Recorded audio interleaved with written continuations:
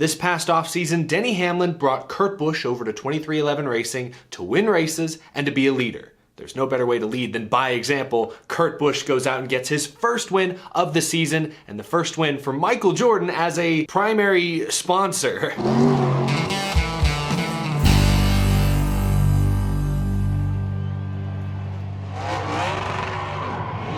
How's it going, y'all? My name is Eric. Welcome to Out of the Groove. This new car continues to put on fantastic racing at intermediate tracks. We have a lot to get to today. Before we talk all things Kansas, this episode is sponsored by my friends at Fram. Since 1934, Fram's primary focus is to provide leading filtration technology for the road ahead. Fram offers a full line of filtration technology to keep your engine running at optimal performance and keep the air inside your vehicle clean. Their ultra-synthetic oil filter provides ultimate protection for up to 20,000 miles when paired with synthetic oil. Their Tough Guard oil filter is designed for demanding driving conditions. Their Ultra Engine air filter traps double the dirt of other standard filters. And their True Air cabin filter can be quickly installed in as little as 15 minutes. It features N95 grade protection, and it protects your vehicle's air conditioning unit to keep it running efficiently.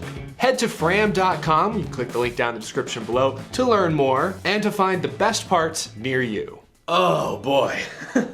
Kansas. Jeff Gluck from The Athletic tweeted that Kansas Speedway may be the most underrated track in NASCAR. And he may have a solid argument. This new car, this next-gen car, has shown out at intermediate tracks this year. From Las Vegas, 1.5 miles, to Auto Club, a 2-miler. Even Darlington last week, sort of a weird in-between 1 1/3 mile. That was a pretty great race with a dramatic, controversial finish. Today's race at Kansas is just the latest and greatest example. It had it all. We're gonna talk all about the quality of racing towards the end of the show. We're also gonna talk about the top finishers, those who hit on it, who missed on it, who ran into issues throughout the day. And we'll put this thing on the groovy gauge at the end. But I wanna start off with the winner of today's race, Kurt Busch. A popular win in the garage for sure. Fox's abbreviated post-race coverage showed several drivers going up to congratulate Kurt, either on track, on pit road, or in the garage. Hamlin, Kyle Busch, Reddick, I saw Bell bumping him on the cool-down lap. Driver after driver showing their appreciation and respect to one of the great veterans of the sport, a future Hall of Famer, a past champion. It's been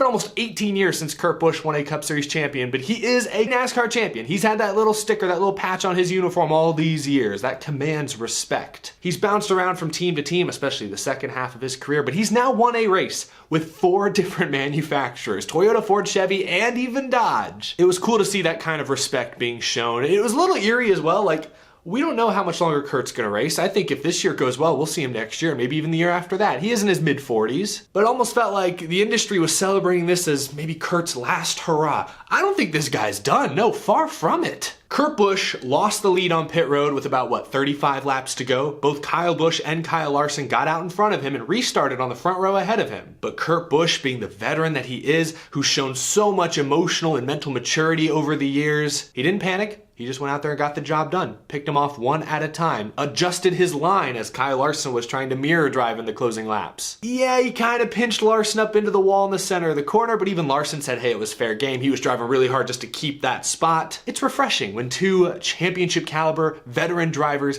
can battle each other hard for the win and not have any hard feelings about it. And we'll talk more about Kyle Larson in a second, don't you worry. This is why Kurt Busch was one of the most sought after free agents this past offseason. This is why Denny Hamlin, Michael Jordan, and Toyota wanted to bring him in-house. They saw what he did at Chip Ganassi Racing over the last few years. He turned that team around immediately. This year's gotten off to a slow start. He snuck into the top 5 here and there, the top 10 here and there, but overall the team across the board has not executed well, and we'll talk more about that in a moment as well. But when push comes to shove, when it's mano a mano on the racetrack, there are few better than Kurt Busch, still to this day. So that's why 23XI wanted his services this year, and it's paid off just 13 races into his Toyota tenure. You could literally see the tears in the eyes of Denny Hamlin after the race. Kurt Busch is a difference maker. 10, 12 years ago, teams were trying to get rid of him. Now, teams are trying to bring him in to help get their program off the ground, and so far, so good. Kurt Busch has delivered on that promise. Congratulations to Kurt Busch. This is now 9 straight seasons with a win. Congratulations, of course, to 23XI Racing getting their 2nd win ever as a company. Their first one came last fall with Bubba Wallace. And congratulations, Michael Jordan. Had his logo, the Jordan brand logo, on the hood of the 45. The car looked slick. The renders we saw earlier in the week did not do this thing justice. It looked great out on track on TV. You know, Michael Jordan, the GOAT,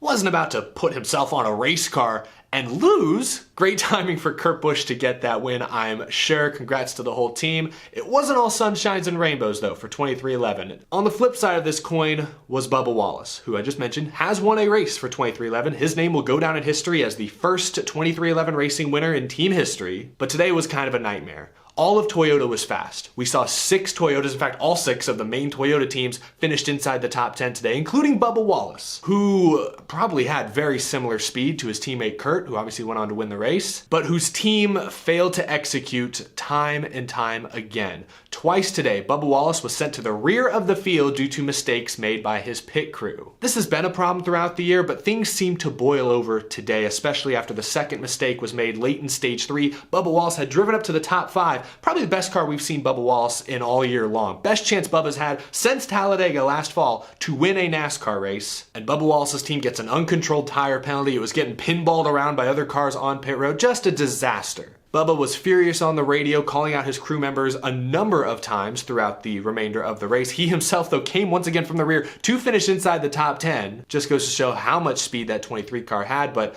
certainly they don't have the top 5 or even maybe the win that they wanted. They had the speed to win this race, and the team let them down multiple times. I'll be curious to see if Denny Hamlin and 23XI make some personnel changes. That's been a concern this year. I know many 23XI racing fans have been very concerned and vocal about the team's lack of performance.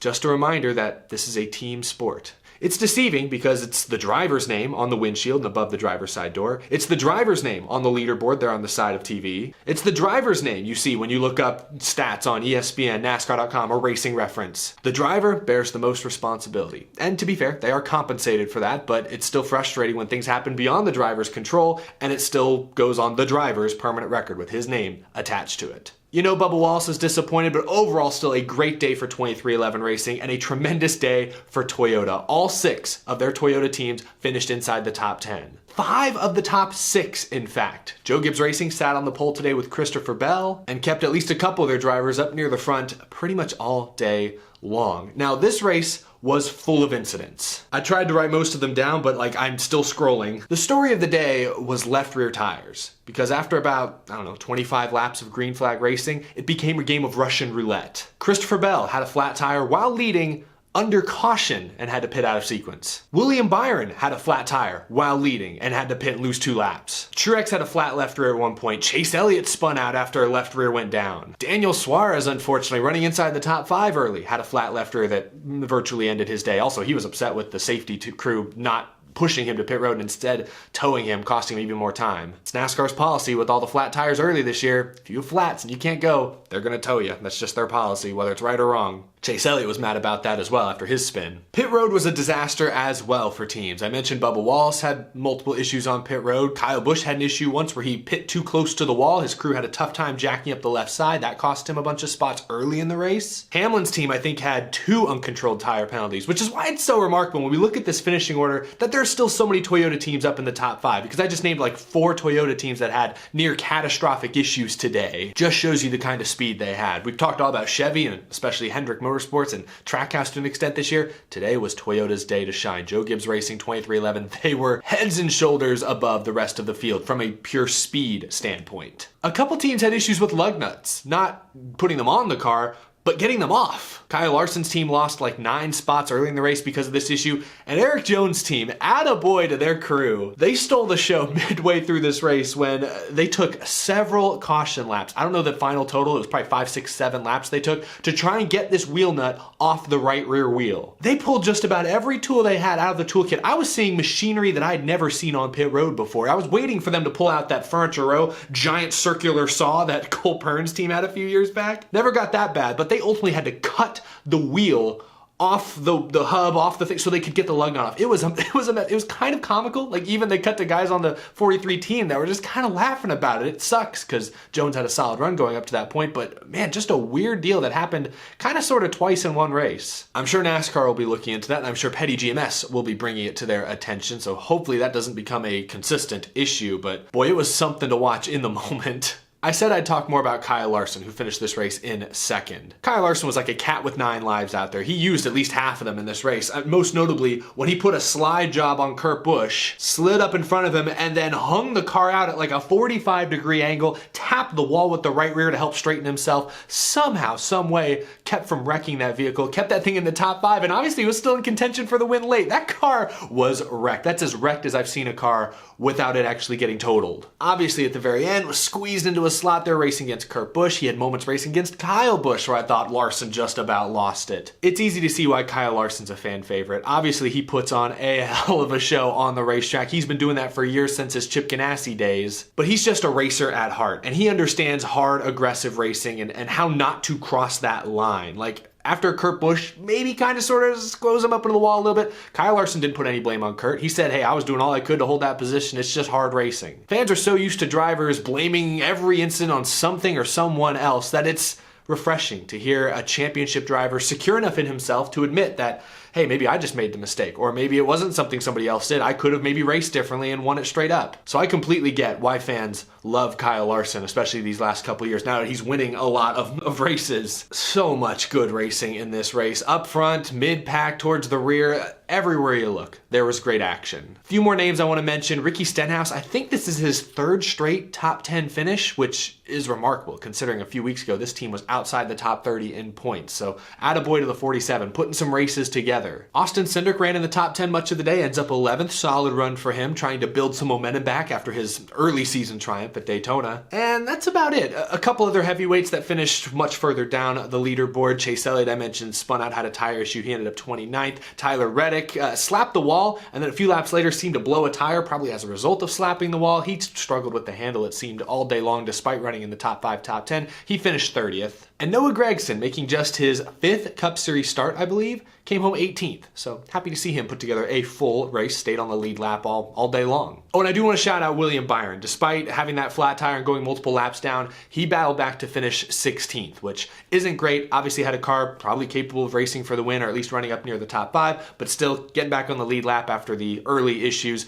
Commendable. That's the kind of thing championship drivers are made of. That team is going to be a deep season threat. I feel like there's so much more I'm missing. This race, again, had it all. It had pit road pressure, wild restarts, of course. It had passing up front for the lead, mid-pack. It wasn't easy to pass because everyone kind of wanted to run up there near the wall, especially on the long run. But we saw Kurt Busch able to adjust his line, even as Larson was adjusting his line, to run down the 5 and pass him. Some of the tire and wheel issues seemed a little fluky, like obviously teams are going to push the issue when it comes to tire pressures, when it comes to camber, so some of the blame falls on the teams, but obviously Goodyear gives explicit numbers out before the race that they think, that they recommend the teams use, and maybe those were a tiny bit off this week. And obviously you had the wheel nut issues with Larson, and especially with Jones, that just seemingly came out of nowhere, that you hate to see that ruin a guy's day. So I understand the concerns over all the tire failures, but at least you saw tire wear throughout this race. That's something that we haven't seen at every race this year, and typically the racing is better when we do see tire wear. So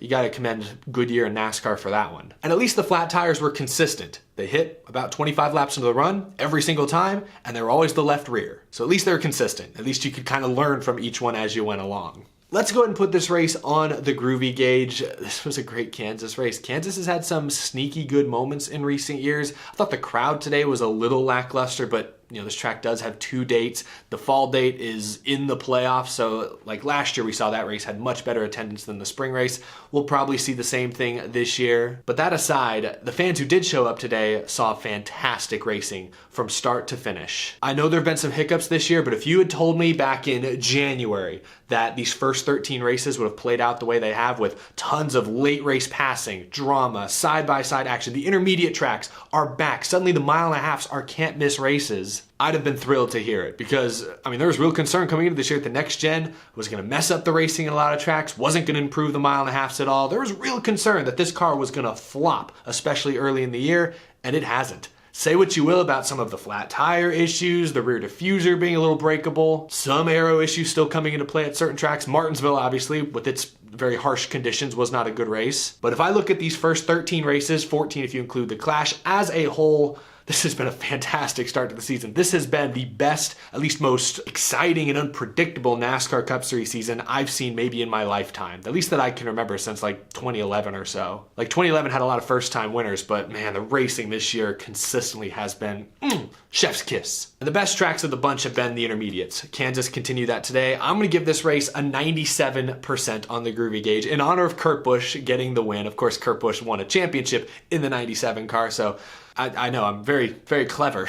Share your thoughts down below. Do you agree with my score? Would you change it up slightly? Was there any part of this race that you weren't impressed by? Were there any drivers that stood out to you, either in a good or bad way? How do you feel about 23XI Racing's pit crew situation? Share your thoughts down in the comment section below. That's gonna do it though. If you missed it, I did put out a video earlier this morning talking about Joey Logano reacting to some of his comments this weekend. You can go check that out. But in the meantime, that's gonna do it. Thank you all so much for watching. If you're new to the channel, be sure to hit that subscribe button so you don't miss any future NASCAR related uploads. And as always, a big thank you to my amazing Patreon supporters. I truly appreciate your support every single month. Couldn't do this show without it. We'll be back later this week. Lots to talk about before the All-Star race at Texas. Oh my gosh. Are we willing to accept the fact that Texas might actually be a good race with this new car?